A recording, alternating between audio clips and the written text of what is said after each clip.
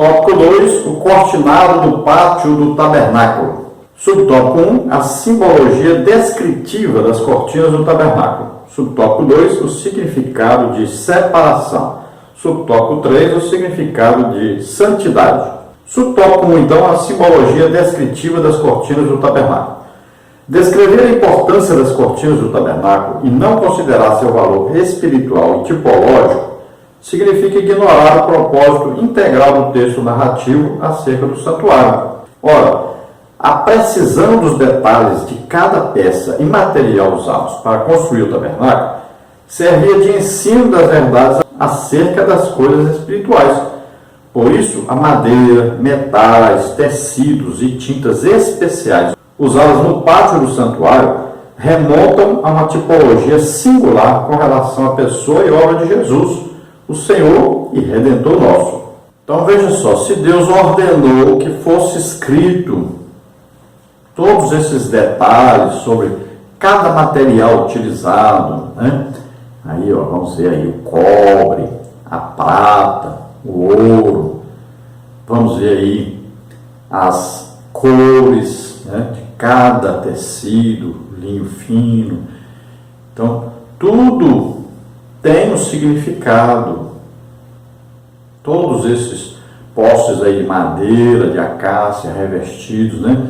Lá fora com cobre, dentro com ouro, vamos ver, em cima de cada poste tinha ali prata. Tudo tem um significado, tudo é importante. Cada mobília aí, o altar de holocausto, a pia, mesa dos pães da proposição, candelabro, altar de incenso, a arca da aliança, tampa do propiciatório. Então, cada detalhe, cada mobília, cada cor, tudo tem um significado importante para nós. Tudo vem para nos indicar a obra que Jesus fez por nós, a nossa salvação. Subtópico 2, o significado de separação. O ambiente entre a cerca e o tabernáculo era o pátio. Havia um cortinado branco de linho fino torcido que tinha por objetivo fazer a separação dos pecadores. Para adentrar ao pátio, o pecador deveria levar sua oferta pelo pecado. Assim, as cortinas traziam separação entre o santo e o profano, que nós não concordamos com essa parte aqui desse texto. O pecador não entrava lá dentro.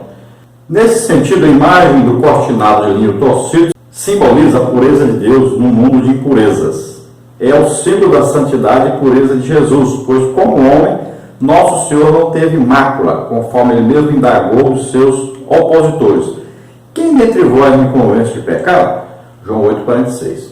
Aqui uma distinção importante que deve ser feita com relação à antiga aliança. Na nova aliança, a Igreja de Cristo não se fecha dentro de uma cerca, mas está pronta para receber qualquer tipo de pecador, uma vez arrependido, que confessa o senhorio de Jesus Cristo em sua vida. Então, como já dissemos várias vezes, esse ambiente aí, o pátio, que é o lugar descoberto do tabernáculo, ali onde era feito o sacrifício no altar do holocausto, e tinha pia para lavar as mãos e os pés do sacerdote, só quem entrava lá dentro eram os sacerdotes auxiliados pelos levitas. Não poderiam entrar lá nenhuma das pessoas do povo. Então veja só, tabernáculo é só para levitas. Até para carregar qualquer coisa do tabernáculo tinha que ser levita. Ninguém podia botar a mão, ninguém podia encostar no tabernáculo. Era proibido, qualquer pecador é proibido. O tabernáculo foi consagrado a Deus. No primeiro dia da inauguração, tudo foi consagrado a Deus, tudo era santo. Ninguém podia entrar lá dentro, ninguém podia tocar em nada. Então lá fora é que o pecador oferecia o seu animal, a sua oferta, lá que era tudo examinado, tudo que era orientado, o que tinha que fazer, o que não tinha, e apresentava a oferta. O sacerdote entrava depois com a oferta lá dentro.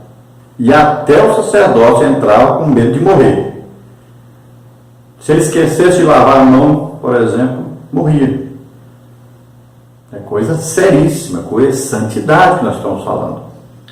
Então o povo não podia entrar lá dentro. Então era separado, olha só. A cerca do tabernáculo, em volta do tabernáculo, era para indicar a separação entre Deus e o povo. Pecado separado. Então, olha só. Aquelas pessoas, não quer dizer que elas iam lá oferecer um sacrifício e saíam dali perdoadas. Tanto é que você, lendo o livro de Jeremias, Deus vai dizer: eu pedi para vocês algum sacrifício, durante o tempo que vocês me ofereceram animais lá, por acaso vocês estavam realmente arrependidos dos seus pecados? Então não havia, na verdade, nenhum pecador ali que estava sendo perdoado, estavam oferecendo um sacrifício, fazendo ali, o sacerdote fazendo o que Deus mandou, mas era aquilo que Deus exigiu para os sacerdotes fazerem. Mas Deus não prometeu ao povo que eles fazendo isso seriam justificados. Veja bem, tem que entender isso. Não adiantava nada oferecer sacrifício e não obedecer à lei. E como eles nunca conseguiram obedecer à lei, e a lei é impossível de ser obedecida totalmente, então eles nunca foram justificados. É simples entender isso. Agora nós é completamente diferente. Jesus é quem fez o sacrifício perfeito e nós estamos em Cristo, por isso somos aceitos. Por isso podemos entrar na presença de Deus. Não pelos nossos méritos, não por causa de algum sacrifício que tenhamos feito. Por isso que está escrito na Bíblia, não é pelas obras, para que ninguém se glorie. Então nós somos salvos pela graça de Deus. Jesus Cristo morrendo em nosso lugar, ressuscitando, estando hoje à direita de Deus, onde intercede por nós, à direita do Pai. Então isso é o significado de separação, de santificação, de santidade. Não tem como chegar à presença de Deus sem santificação, sem santidade. E a própria Bíblia diz isso: sem santificação ninguém verá o Senhor. É coisa seríssima. Não pense que você pode dar jeitinho, pensa que não, que Deus é muito bom, que Deus vai dar um jeito e tal. Não adianta. Você tem que se separar para Deus.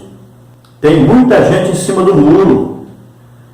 Até tem uma ilustração interessante das pessoas, né? Uma pessoa estava em cima do muro e de um lado os crentes gritando: vem para cá, para você ser salvo, você precisa tomar a decisão, vem para o lado de Jesus, vem, aceita Jesus, vem para cá. E ele em cima do muro. E do outro lado do muro, Satanás, de braço cruzado, tranquilo. Um curioso chega e quer saber: o que é isso? O que está acontecendo? Por que Satanás está de braço cruzado, aquele povo tudo gritando ali, aquele homem em cima do muro? Então, ele chegou para Satanás e perguntou: mas o que é isso? Lá de lá está todo mundo gritando para o homem pular para lá, para passar para o lado de lá. E você aqui tranquilão, não faz nada para ele vir para o seu lado? E Satanás respondeu: não fala alto não, deixa ele em cima do muro. Em cima do muro é meu. Deixa ele lá. Deixa ele tranquilo lá, deixa ele continuar lá. Deus não aceita ninguém em cima do muro. Ou está do lado de Deus, ou não está. Em cima do muro, a Bíblia diz que Deus vomita aquele que é morno. Então você tem que tomar uma decisão. Ou você está do lado de Deus, ou está do lado de Satanás, ou se ficar em cima do muro, já é o lado de Satanás. Decida. Você precisa tomar uma decisão. Você precisa se separar para Deus. Viver para Deus. Esperando Jesus voltar todo dia. Subtópico 3. O significado de santidade. Santidade é a separação absoluta do pecado e dedicação exclusiva a Deus. Por isso as cortinas da cerca do pátio e do tabernáculo, bem como tudo dentro dele, revelam santidade. Não podemos jamais desconsiderar a seriedade do chamado para vivermos uma vida santa. Os tempos atuais nos desafiam a viver um estilo de vida na presença de Deus, manifestando a santidade e a pureza de Cristo Jesus. Ter a consciência da santidade bíblica significa ter a disposição para viver na contramão do mundo. 1 de João 2,15. Então, olha aí, 1 de João 2,15 diz: não ameis o mundo, nem o que há no mundo. Porque isso é o quê? Amar o mundo, as coisas que estão no mundo. Isso é amar Satanás, é amar o pecado. Não tem como. Então, santidade significa separação total para Deus. É combate total ao pecado. O tempo todo dia. Separação para Deus.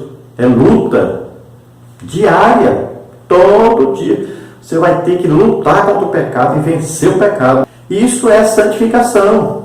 O dia que aceitamos Jesus, fomos declarados santos, fomos perdoados, todos os pecados.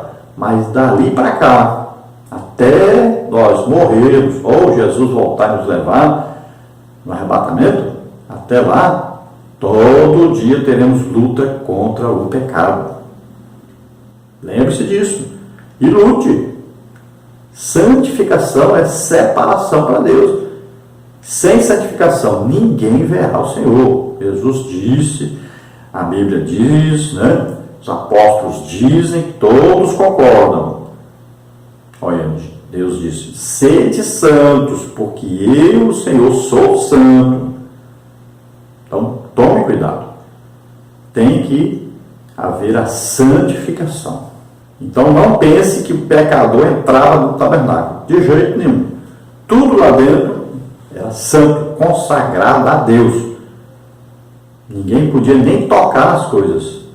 E até o sacerdote que foi escolhido, ele oferecia sacrifício por ele mesmo, pelo seu pecado, para se purificar. Além de ser escolhido, ainda tinha que oferecer sacrifício por si próprio, para ministrar lá dentro. E tinha que toda vez lavar a mão, os pés.